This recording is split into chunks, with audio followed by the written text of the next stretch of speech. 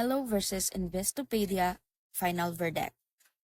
Finelo acts more like a smart financial assistant, leveraging AI to help users save, invest, and manage money without needing to be finance experts. As soon as you're connected to your accounts and set up basic preferences or goals, Finelo begins nudging you with smart prompts, saving a little here, suggesting ATFs there, gently reallocating your funds towards a long-term objectives. For many people, this kind of automation is game changer. You don't have to read a single finance article or study an index fund strategy. The platform does the thinking for you. It's ideal for those who want results without the process, and especially helpful for people who struggle with consistency, decision fatigue, or simply have no time to learn everything about money. It's not just theory. In A and B tests, users who relied on Finelo increased their actual savings by 15% to 20% over the 3 months period, with minimal effort required. Finelo allows Excel in users' design, clean interface, visual dashboards, multi-language support, and mobile-first optimization make it globally accessible. Whether you're in Manila, Madrid, or Miami, the experience is tailored to feel intuitive and empowering. Now, contrast with Investopedia, which is almost the complete opposite in terms of users' philosophy. Investopedia doesn't act, it educates. It's one of the oldest and most trusted name in financial literacy, with decades of content, tools, and simulations that have helped millions of people understand the basic of money, investing, trading, and financial planning, where Finelo helps you do. Investopedia teaches you why and how you should do it. It has deep articles covering everything from compound interest, derivatives, stock screeners, economic theories, and real-time market analysis. Its stock simulator is especially useful for beginners who want to practice risk-free before entering real markets. Unlike Finello, you won't be saving or investing inside the app itself. Instead, you'll be gaining the knowledge needed to make smarter financial decisions in life or through other platforms. And that's exactly why many universities and financial courses still recommended Investopedia as core learning resources. However, that also means that Investopedia demands more from the users. You need to be self-motivated. You have to seek out the information, apply it your own, and take responsibility for your growth. It's knowledge library, not just a personal assistant. It works best for people who enjoy learning, researching, and analyzing, not just clicking and growing passively. Let's explore some of deeper elements behind Finello and Investopedia that aren't immediately obvious at surface level. Things are like how each platforms affect your behavior over time, the kind of financial identity they help you build, and where they might fall short. One of the most interesting differences in psychology of usage, Finello is designed around momentum. It's behavioral tools that uses subtle nudges and automation to keep you engaged. You don't log in to read or research. Instead, you log in to confirm, act, or monitor progress. It reinforces financial discipline without overwhelming you. That's why Finello has high stickiness. Users often check in daily or weekly for 30 seconds, but those macro moments compound over months. Meanwhile, Investopedia's is more traditional. Its engagement model.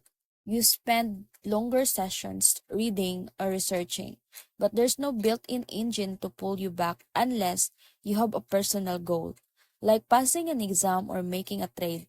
It's content-rich but monumentum light. In other words, Investopedia builds knowledge retention while Finello builds financial habits. Now, Let's talk about ecosystem limitations. One drawback of Finelo is dependency or integrations. If your bank isn't supported or live in a region with limited financial API access, you might not be able to use Finelo to its fullest. It also focuses heavily on goal-based financial tasks, which may feel limited for more advanced users who want broader customization. Investopedia, while vast, also has limitations, especially when it comes to localizations and inclusivity. The content is overwhelmingly US centric, which bias towards Western financial structures.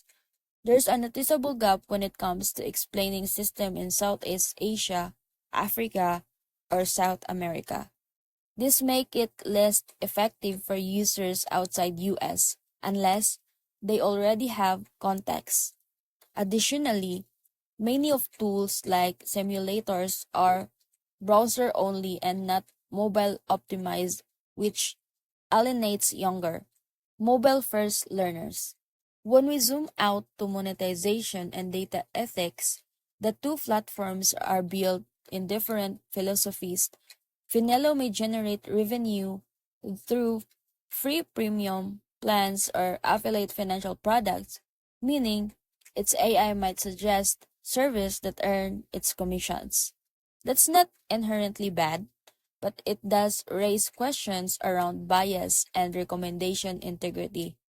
Meanwhile, Investopedia model is an ad-based and editorial, meaning it relies heavily on content engagement and third-party partners.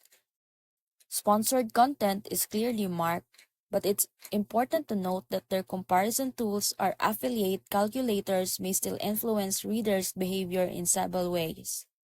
In short, Finello might act on your behalf based on incentivized logic, while Investopedia might educate you with content shaped by advertisers. Being aware of these incentives helps users remain critical thinkers no matter which platform they trust. Another angle that often gets overlooked in long-term value, Finello's strength lies in its ability to remove friction from financial tasks. It's perfect for 6 months, 1 year, and even 3 year goals. But if the app is removed or automation stops, will the habits continue? That's still unclear.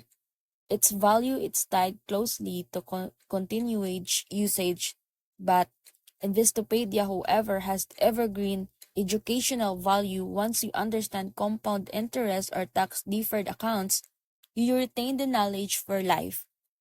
Even if you stop visiting the site, insight stays with you. Finello builds so Finello builds convenience and recurring action, while Investopedia builds lasting literacy. That best choice depends on whether you're building a financial habit or financial identity. Finally, my final verdict: consider user confidence and independence. With Finello, users may feel empowered by progress, but dependent on apps' guidance. They might not always understand why a decision is made, they just see the outcome. This can be risky in volatile economic conditions or major life changes where custom insight is needed. While Investopedia, by contrast, fosters autonomy, it doesn't guide, it informs. That can lead to smarter, more international decisions, but only if the user puts in the work. In a way, Finello gives you the fish while Investopedia teaches you to fish, but also expect you to show up every day, rod in hand. So that's it.